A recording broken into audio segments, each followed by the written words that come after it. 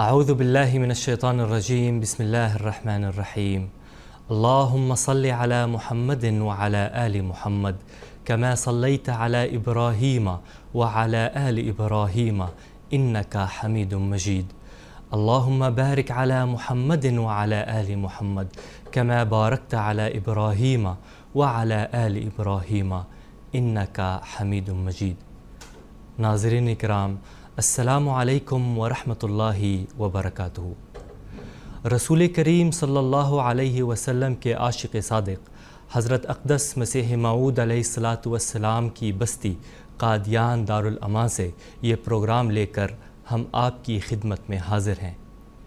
اس programme میں ہم رسول کریم صلی اللہ علیہ وسلم کی سیرت کو حضرت اقدس مسیح موعود علیہ السلام کے ارشادات و اقوال کی روشنی میں پیش کرنے کی کوشش کریں گے۔ اس پروگرام میں ہمارے ساتھ دو علماء شریکی گفتگو ہوں گے۔ پہلے میں ان کا تعارف کروا دیتا ہوں۔ محترم مولانا محمد کریم الدین شاہد صاحب اور محترم مولانا زین الدین حامد صاحب، میں آپ دونوں حضرات کا اس پروگرام میں خیر مقدم کرتا ہوں۔ جزاکم اللہ۔ ناظرین کرام، یہ اللہ تعالیٰ کا بہت بڑا فضل و احسان ہے ہم پر کہ اس نے ہمیں اس عالی شان اور بلند مرتبے کا نبی عطا فرمایا جو ہمارے لیے اسوہ کاملہ ہے۔ اس بزرگ اور پاک نبی سے محبت کرنا ہمارے ایمان کا حصہ ہے، جس کے بغیر ایک مسلمان کا ایمان کامل نہیں ہو سکتا۔ اس پیارے نبی صلی اللہ علیہ وسلم کے ہم پر اتنے احسانات ہیں کہ وہ ہمیں اپنے ماں باپ اور اولاد سے زیادہ محبوب اور عزیز ہے، اور اس پیار اور محبت کا یہ تقاضا ہے کہ ہم رسول کریم صلی اللہ علیہ وسلم کی سیرت کو جانیں اور ان کے اقوال و افعال کے مطابق اپنی زندگیاں گزارنے کی کوشش کریں۔ اب اس پروگرام کا پہلا سوال میں محترم مولانا محمد کریم الدین شاہد صاحب سے پوچھنا چاہتا ہوں کہ رسول کریم صلی اللہ علیہ وسلم کی بعثت سے پہلے اور اسلام کی بعثت سے پہلے مکہ اور مکہ کے ارد گرد کے علاقوں کا کیا حال تھا؟ کیا ان کے اخلاقی اور معیاری حالات کیا تھے؟ جزاک اللہ۔ بسم اللہ الرحمن الرحیم۔ اللہم صلی علی محمد وعلی آل محمد وبارک وسلم انکا حمید مجید۔ شریف صاحب، بات یہ ہے کہ جب بھی کوئی نبی دنیا میں آتا ہے اور اس کی بعثت مقصود ہوتی ہے تو اس زمانے کے حالات کے متعلق اللہ تعالیٰ نے قرآن مجید میں خصوصاً حضرت صلی اللہ علیہ وسلم کی بعثت سے تعلق سے سورۃ روم کی 41ویں آیت میں یہ بیان فرمایا ہے کہ ظہر الفساد فی البر والبحر، کہ خشکی اور تری ہر جگہ پر فساد ہی فساد برپا ہوتا ہے۔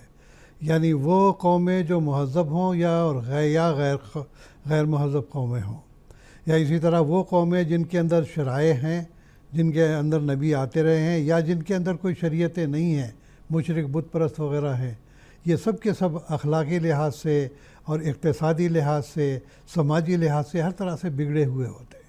تو یہ قرآن مجید نے گواہی دی، اور بے عینی ہی یہی حالات حضرت رسول اللہ صلی اللہ علیہ وسلم کے زمانے کے وقت بھی تھے کہ جب آپ کی بعثت عمل میں آئی تو اس وقت ساری دنیا میں ایک عالمگیر قسم کی جو ہے وہ تباہی مچی ہوئی تھی، فساد مچے ہوئے تھے، اخلاقی گراوٹ تھی، ایک دوسرے پر حملہ کر کے ایک دوسرے کی خون ریزی کرنا یہ ان کا شیوا بن چکا تھا۔ تو اس لحاظ سے ہم دیکھتے ہیں کہ حضرت مسیح موعود علیہ السلام نے بڑا اچھا نقشہ کھینچا ہے۔ ایک آپ کا عربی شعر ہے، صادفتہم قوماً کروسن ذلتاً فجعلتہم کصبیکۃ الاخیانی، کہ حضرت صلی اللہ علیہ وسلم نے اپنی قوم کو جب آپ مبعوث ہوئے ہیں تو ایسی حالت میں پایا کہ وہ گویا کہ اتنی گری ہوئی قوم تھی جیسا کہ بازاروں میں لد اور گوبر پڑا ہوا ہوتا ہے، اتنی ذلیل حالت تھی۔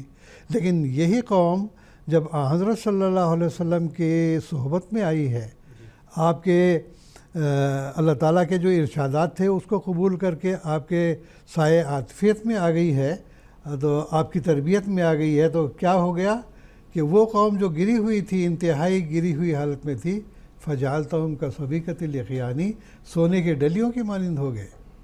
تو اسی واسطے آن وسلم نے فرمایا تھا کہ اصحابی کا نجوم بأیہم اقتدیتم اہتدیتم، میرے صحابہ ستاروں کی مانند ہے، جس کی بھی تم پیروی کرو گے وہ ہدایت پا جاؤ گے تم۔ تو یہ معیار تھا اس زمانے کا۔ عرب اور عجم کے جو حالات تھے اس لحاظ سے ہم دیکھتے ہیں کہ عرب کے شمال میں، جنوب میں، مشرق میں، مغرب میں جو قومیں آباد تھیں تو کچھ تو نسلاً عرب تھے، لیکن ان کے اندر عیسائیت آ گئی تھی. جیسے کہ روم کے عرب تھے، غسان کے، یہ نسلاً تو عرب تھے لیکن ان کے اندر رومی حکومت کی وجہ سے جو ہے عیسائیت آ گئی تھی. پھر آگے غسان کا علاقہ ہے، یمن کا علاقہ ہے، یہ عیسائی اور مشرق قوم تھی یہاں پر. بحرین کا علاقہ ہے، مشرق میں ہے، یہ ایران کی حکومت یہاں پر تھی. غطفان کا ہے، یہ عرب کے وسط میں ہے، یہ نجد کا علاقہ ہے. اندرونی طور پر یہ لوگ بالکل آزاد تھے. اسی طرح سے غطفان کا علاقہ ہے، خیبر کا علاقہ ہے، یہاں پر یہود آباد تھے، ان کے 3 قبائل تھے. اسی طرح مدینہ میں مشرق قبائل آباد تھے. تو یہ سب کے سب جتنے ہیں اخلاقی لحاظ سے ان پر کسی قسم کا کوئی دباؤ نہیں تھا. پھر اسی طرح سے جو عرب کی پوری ٹیریٹری ہے وہ سب کی سب جو ہے ایران کے ماتحت تھی. خصوصاً حضرت صلی اللہ علیہ وسلم جب مبعوث ہوئے ہیں اس زمانے میں خسرو پرویز جو بادشاہ تھا ایران کا، یہ سارے کا سارا عرب اس کے ماتحت تھا، لیکن عملی طور پر کوئی حکومت جو ہے وہ ان کے اوپر کوئی زبردستی نہیں کرتی تھی. وہ سمجھتے تھے بیکار قسم کے لوگ ہیں، کوئی ان سے خراج وصول نہیں ہونا ہے، تو ان کو منہ لگانا بھی پسند نہیں کرتے تھے. تو اس لحاظ سے وہ سیاسی اعتبار سے بھی اگرچہ یہ ایران کے ماتحت تھا عرب، لیکن اس کے اوپر کوئی دباؤ نہیں تھا، کسی قسم کا کوئی اخلاقی یا سیاسی کوئی دباؤ نہیں تھا. یہ ہر قبیلہ آزاد تھا. ان کے اندر چوری، زناکاری، ہر قسم کی قتل و غارت، تمام کا تمام ہر قسم کا عیب ان کے اندر پایا جاتا تھا. تو عرب اور عجم کا قریباً ایک ہی حال تھا. تو اس لحاظ سے ہم کہہ سکتے ہیں کہ ساری دنیا ایک لحاظ سے بگڑی ہوئی تھی، چاہے وہ عرب ہو یا عجم ہو. ایسے وقت پہ اللہ تعالیٰ کی طرف سے وہ آخری نور برپا ہوا جس کے بارے میں بائبل میں بھی بشارات تھیں اور دیگر جو الہی صحیفے تھے ان کے اندر بھی یہ بشارتیں موجود تھیں. اللہ تعالیٰ نے حضرت رسول اللہ صلی اللہ علیہ وسلم کو عرب میں مبعوث کر کے ان کی کایا پلٹ دی. جی جزاک اللہ حسن جزا.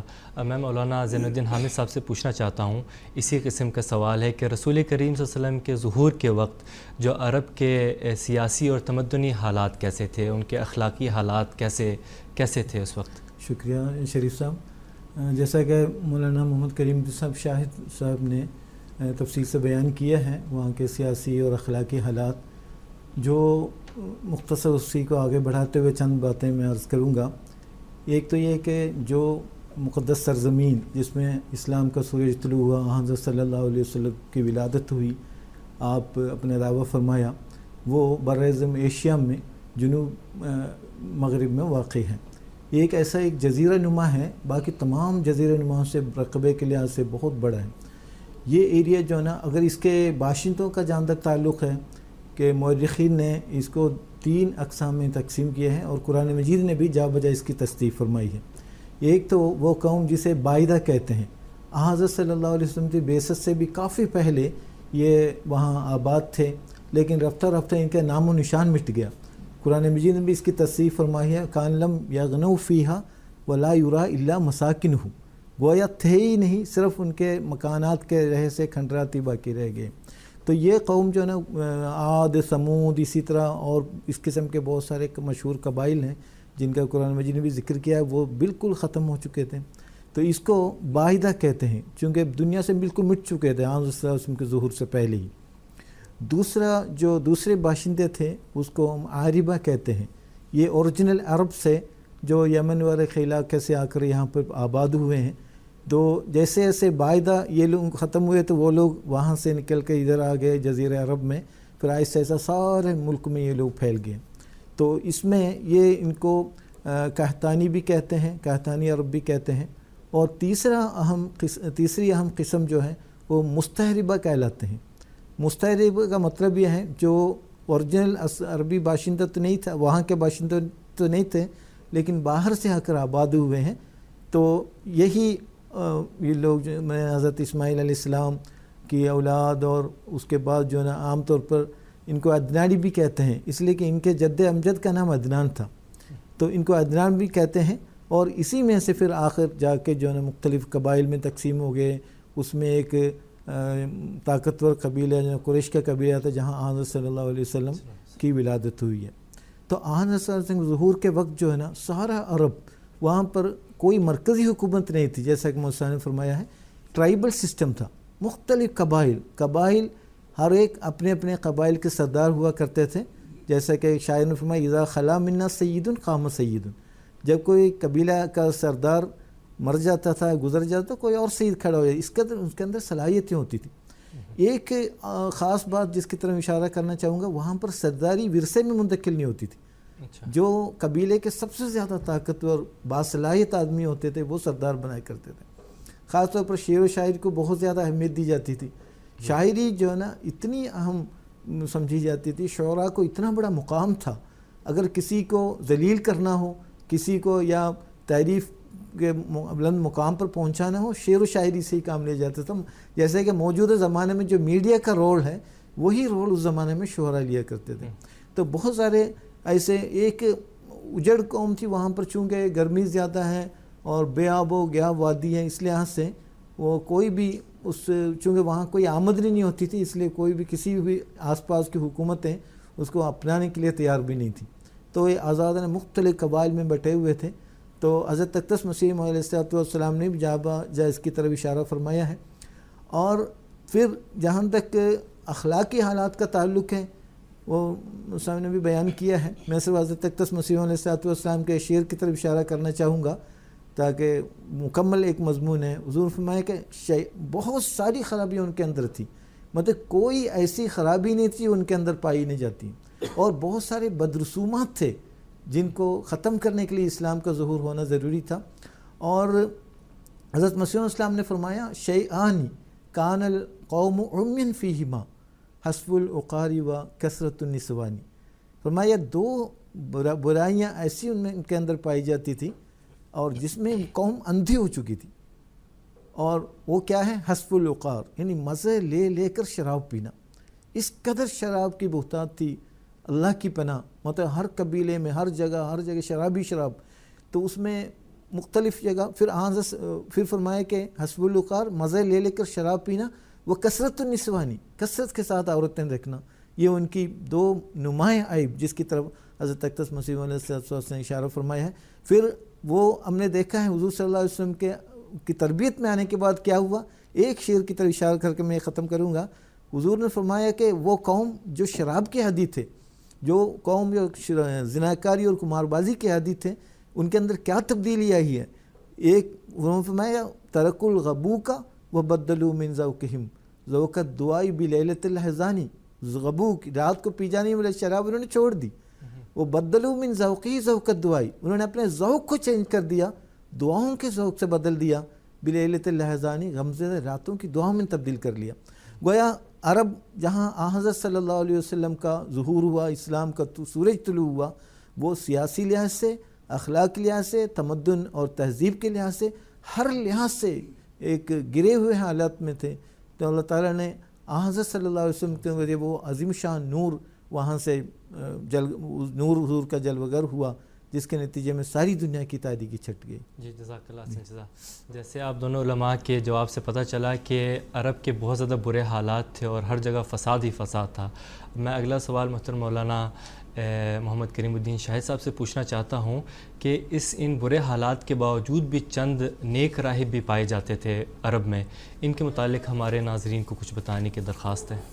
جزاک اللہ، یہ بات درست ہے کہ جب ہم کہتے ہیں کہ ساری قوم بگڑ گئی ہے یا سارے علاقے بگڑ گئے ہیں، تو یہ مطلب نہیں ہوتا کہ ان کے اندر کوئی کسی قسم کی خوبی نہیں ہے، لیکن خوبیاں اتنی کم ہوتی ہیں کہ جس کے نتیجے میں وہ خوبیاں برائیوں کے نتیجے میں دب جاتی ہیں، وہ اجاگر نہیں ہوتی ہیں، یا اگر ان کی کوئی بات ہوتی بھی ہے تو یوں سمجھیے کہ معاشرے میں اس کا کوئی اثر نہیں ہوتا ہے۔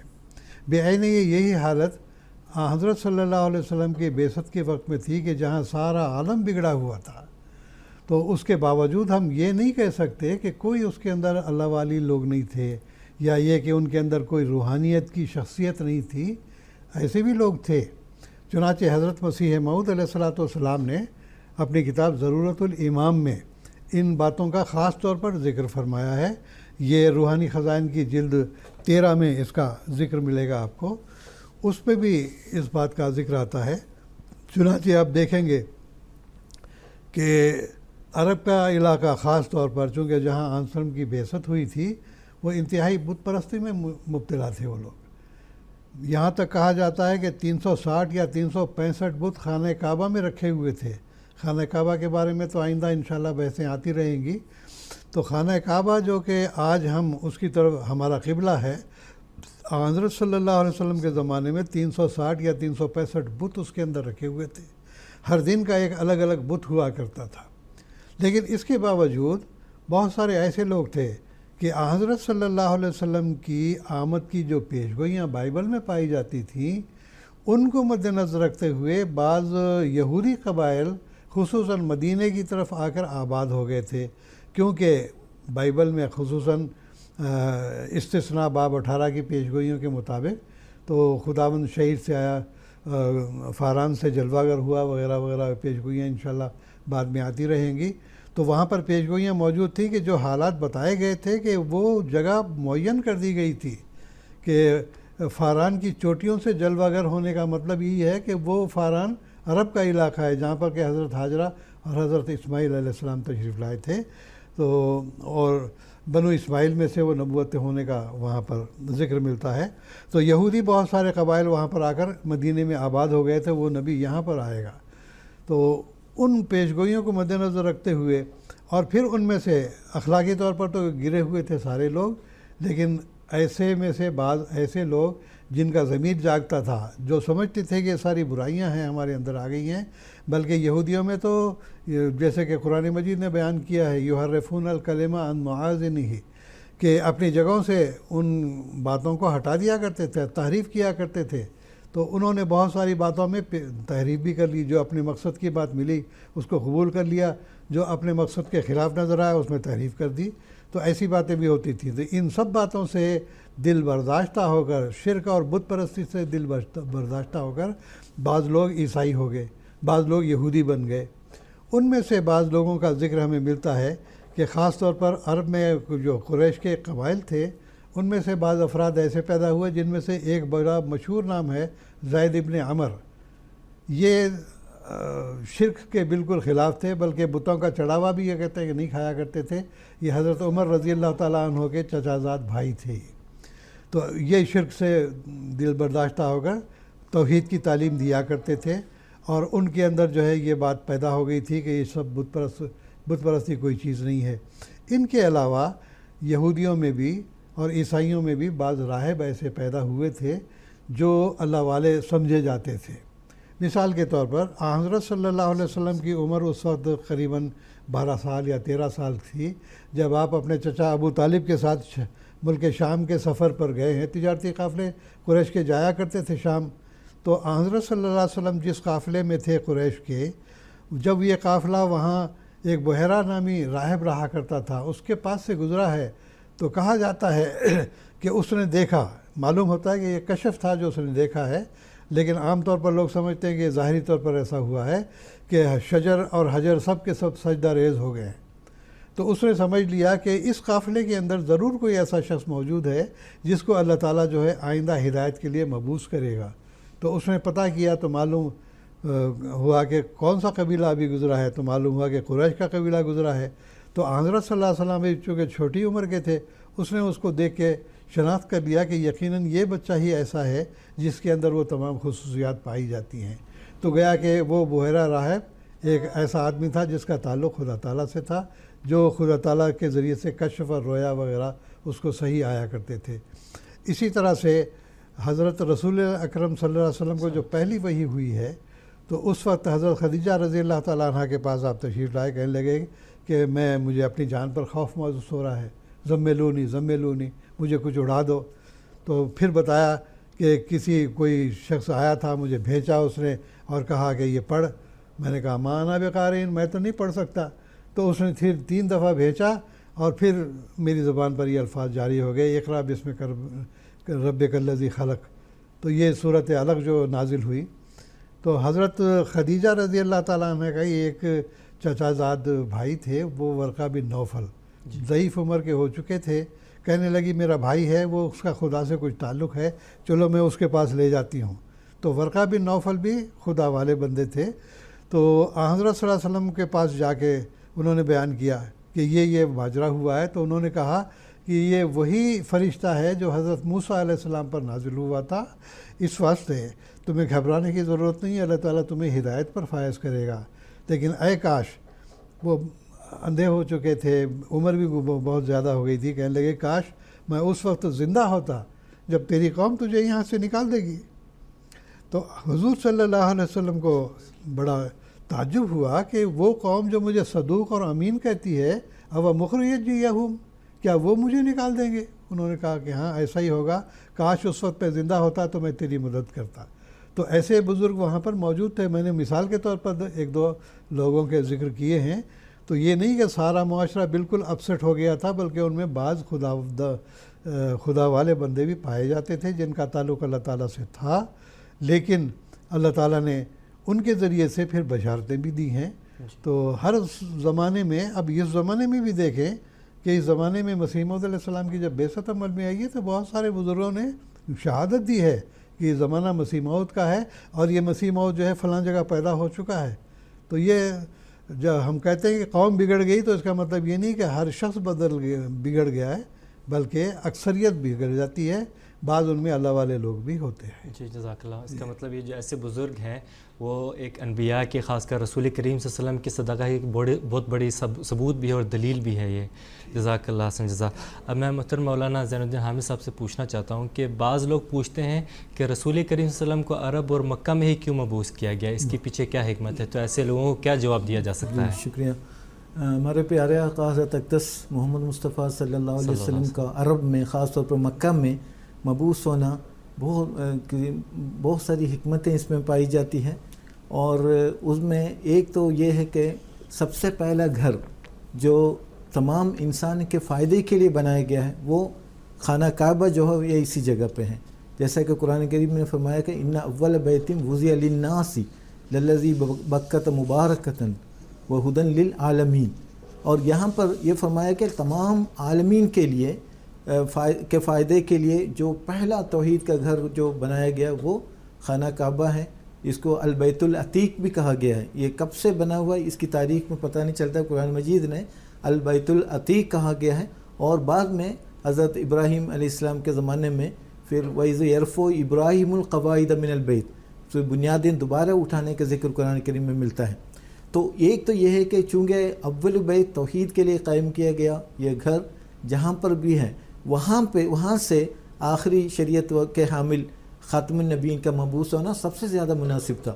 چونکہ حضرت صلی اللہ علیہ وسلم وہ واحد نبی ہے جس نے یہ دعویٰ کیا ہے کہ انی رسول اللہ علیکم جمیعا، میں آپ کی جو شریعت ہے، آپ کا مشن ہے عالمگیر ہے. اور کسی نبی کا بھی ایسا دعویٰ نہیں تھا. وہ سب مختص زمان و مختص علاقے کے لیے مبعوث ہوا کرتے تھے. یہ ایک مناسبت ہے چونکہ عالمگیر پیغام لے کر عالمگیر مشن کے ساتھ مبعوث ہونے والے رسول اسی جگہ آنا تھا جہاں پر تمام عالمین کے فائدے کے لیے اللہ تعالیٰ نے سب سے پہلا گھر تعمیر کیا تھا. دوسری نسبت یہ ہے کہ چونکہ یہ قوم اسماعیلی قوم ہے، اسماعیل علیہ السلام کی اولاد میں سے ہیں. وہ کسی زمانے میں بنی اسرائیل سے منقطع ہو کر اس جگہ آ کر آباد ہوئے تھے. اور چونکہ حضرت بنی اسرائیل سے اللہ تعالیٰ کا خاص وعدہ تھا کہ نبی برپا کرنے کا وعدہ تھا.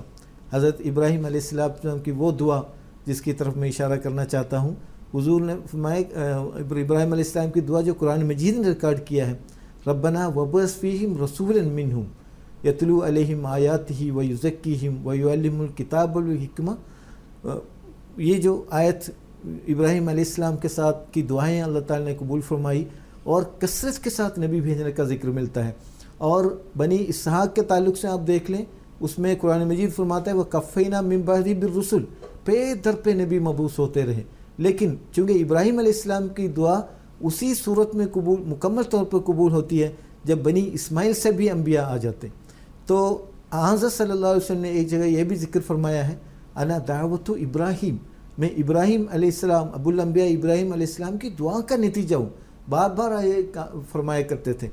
تو جو اس مناسبت سے بھی اسماعیلی نسل میں سے بھی ایک نبی کا آنا ضروری تھا.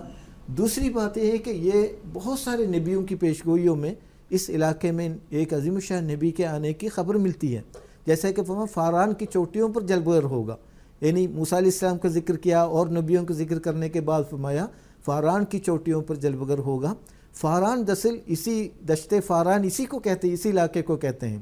فاران کا مطلب کیا ہے؟ دو بھاگے ہوئے، دو بھاگنے والے، غالباً اسی طرح اشارہ ہے جیسے کہ قرآن مجید میں آتا ہے ربی انی اسکنت من ذریتی بواد غیر ذی زرع عند بیتک المحرم، تیرے محرم پاکیزہ گھر کے پاس میں اپنی ذریت کو چھوڑ کے آ رہا ہوں، اور بواد غیر ذی زرع، ایسی وادی جہاں نہ پانی نہ کچھ بھی نہیں تھا، کوئی کھیتی کچھ بھی نہیں تھا۔